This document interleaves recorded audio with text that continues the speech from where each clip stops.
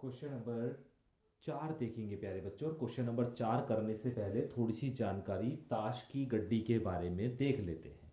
ठीक है, तो थोड़ी सी जानकारी मैं आपको देता हूं, उसके बाद क्वेश्चन नंबर 4 करेंगे हम। ताश की गड्डी के बारे में आप में से बहुत से बच्चे जानते भी होंगे या नहीं भी जानते हैं, तो थोड़ी सी जानकारी यहाँ पर हम ग्रहण करते हैं। ताश की गड्डी में 52 पत्ते होते हैं। ठीक है, और ये 52 पत्ते 4 भागों में बटे रहते हैं: हुकुम, चिड़ी, पान और ईंट। और सब में 13-13 पत्ते होते हैं। हुकुम के भी 13 होते हैं, चिड़ी भी 13 होते हैं, पान भी 13 होते हैं और ईंट भी 13 पत्ते होते हैं।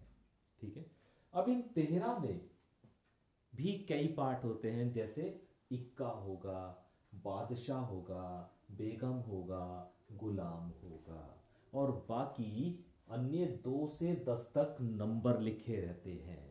ठीक है, तो हुकुम में इस तरह से इनका बंटवारा होता है 13 कार्ड्स का। एक हुकुम, एक इक्का होता है, एक बादशाह होता है, एक बेगम, एक गुलाम, और बाकी पे 2 से 10 तक नंबर लिखे रहते हैं। इसी प्रकार प्यारे बच्चों, चिड़ी में भी यही आपका क्रम रहता है। एक इक्का होता है, एक बादशाह, बेगम, गुलाम, और बाकी पर 2 से 10 तक संख्याएं लिखी रहती हैं। इसी तरह प्यारे बच्चों, पान में भी यही क्रम होता है। इसी तरह ईंट में भी यही क्रम होता है। तो आप देख रहे होंगे, एक इक्का हुकुम में होता है, एक इक्का चिड़ी में होता है, एक इक्का पान में होता है, एक इक्का ईंट में होता है। तो कुल मिलाकर ताश की पूरी गड्डी में 4 इक्के होते हैं, 4 बादशाह होते हैं, 4 बेगम होती हैं और 4 गुलाम होते हैं। ठीक है, इसके अलावा हुकुम और चिड़ी के पत्ते प्यारे बच्चों काले रंग का होता है। तो ये दोनों पत्ते काले रंग के होते हैं और ये दोनों पत्ते लाल रंग के होते हैं। तो इसलिए अगर आपसे पूछा जाए कि काले रंग के पत्ते कितने हो गए, तो काले रंग के पत्ते 26 हो जाएंगे और लाल रंग के पत्ते भी 26 हो जाएंगे। तो मुझे उम्मीद है कि ये छोटी सी जानकारी आपको समझ में आ गई होगी। अब क्वेश्चन नंबर 4 करते हैं। क्वेश्चन नंबर 4 में कहा है ताश की गड्डी जिसमें 52 पत्ते हैं।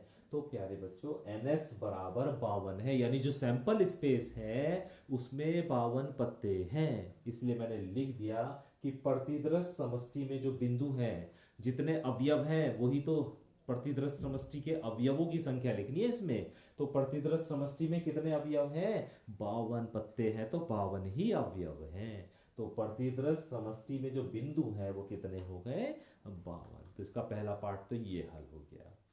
अभी इसका दूसरा पार्ट ये कहा है, ए घटना दी हुई है, ए मान लिया घटना को, और घटना क्या दी हुई है? हुकुम का इक्का हो, हुकुम का इक्का। घटना की दी हुई है हुकुम का इक्का। तो प्यारे बच्चों, हुकुम में कितने इक्के होते हैं? एक ही होता है। तो मैंने लिख दिया NA बराबर 1, यानी हुकुम में इक्कों की संख्या NA बराबर 1 होता है। अब हमें इस घटना की प्रायिकता निकालनी है, तो PA लिखेंगे, और PA बराबर होता है NA बटे NS। NA का मतलब 1 और NS का मतलब 52। तो हुकुम का इक्का होने की प्रायिकता हो गई 1/52। इसी तरह प्यारे बच्चों, इसका थर्ड पार्ट दिया हुआ है, उसमें 2 पार्ट दिए गए हैं। एक घटना को मैंने बी मान लिया है, और बी घटना क्या है कि पत्ता जो हो वो इक्के का हो। पत्ता जो है काहे का हो? इक्के का। तो प्यारे बच्चों, इक्के के तो 4 पत्ते होते हैं। कुल मिलाकर कितने पत्ते होते हैं इक्के? 4 होते हैं। अब इन्होंने ये नहीं बताया हुकुम का या चिड़ी का या इन्होंने कहा पत्ता इक्का होना चाहिए। अब वो इन चारों में से कोई सा भी हो सकता है ना। तो कितने इक्के हैं यहाँ पर? 4। तो NB बराबर आ गया आपका 4। ठीक है, 52 पत्तों में से NB यानी बी घटना जो है वो कितनी है? 4 है। अभी PB यानी इस घटना की प्रायिकता निकालनी है कि पत्ता इक्का का हो। तो कैसे निकालेंगे? कैसे निकालेंगे इसकी प्रायिकता?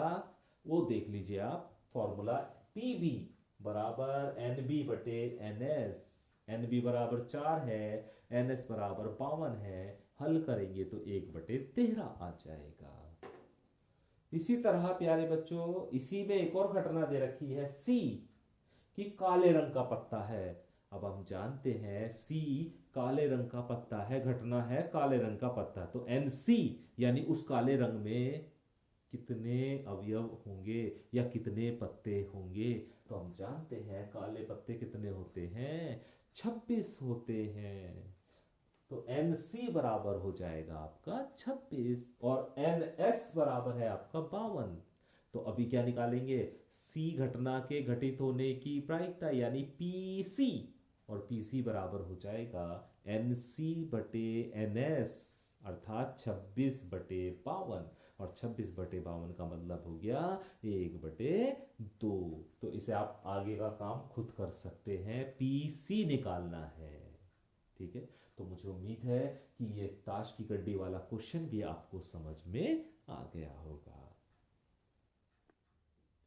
क्वेश्चन नंबर 5वां देखिए प्यारे बच्चों, और क्वेश्चन नंबर 5वां इस तरह से दिया गया है कि एक अनबाइज्ड, एक अनभिन्नत सिक्का है जिस पर हेड और टेल नहीं है, बल्कि 1 और 6 अंकित है। हेड की जगह मान लिया 1 अंकित है और टेल की जगह मान लिया 6 अंकित है, 1 और 6 अंकित है।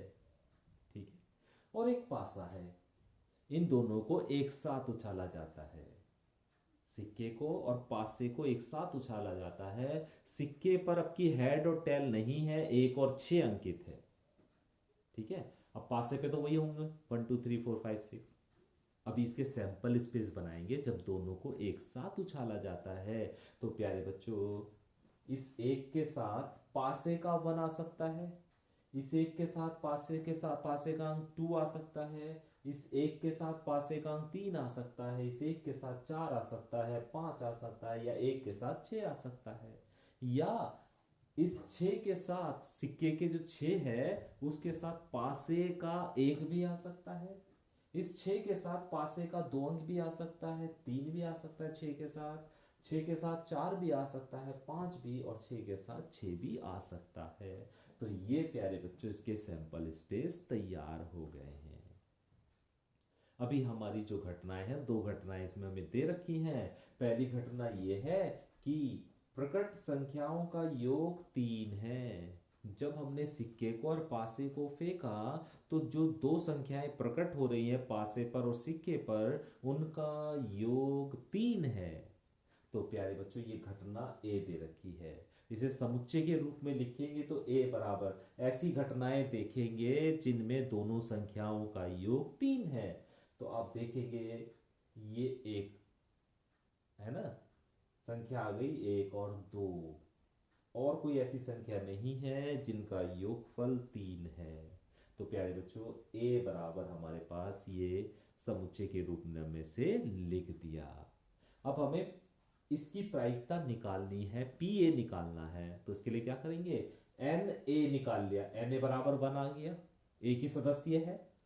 एन एस, इसमें कितने सदस्य हैं, निकाल लिया 12 सदस्य हैं। तो प्यारे बच्चों पी ए निकाला, ए घटना के घटित होने की प्रायिकता। तो पी ए बराबर होगा N A upon N S.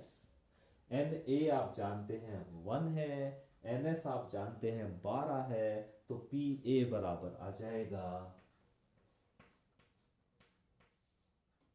1/12। ठीक है, इसी तरह प्यारे बच्चों बी घटना दे रखी है कि जो प्रकट संख्याएं हो रही हैं पासे पर और सिक्के पर, दोनों का योगफल 12। अब ऐसी तो दो ही संख्या, यही संख्या है 6 और 6, जिनके योगफल कितना है 12। तो बी एक समुच्चय बन गया हमारा। ठीक है, अब इसमें कितने सदस्य हैं, एक ही सदस्य है। अब इसकी प्रायिकता निकालनी है तो पी बी निकालेंगे अब की। तो पी बी बराबर होगा एन बी बटे एन एस।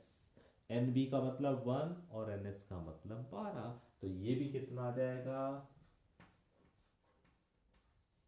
1/12। ठीक है, तो मुझे उम्मीद है प्यारे बच्चों अब इस तरह के सवाल आपको समझ में आने लगे होंगे। ठीक है, तो इन क्वेश्चंस को आप और ट्राई कीजिएगा।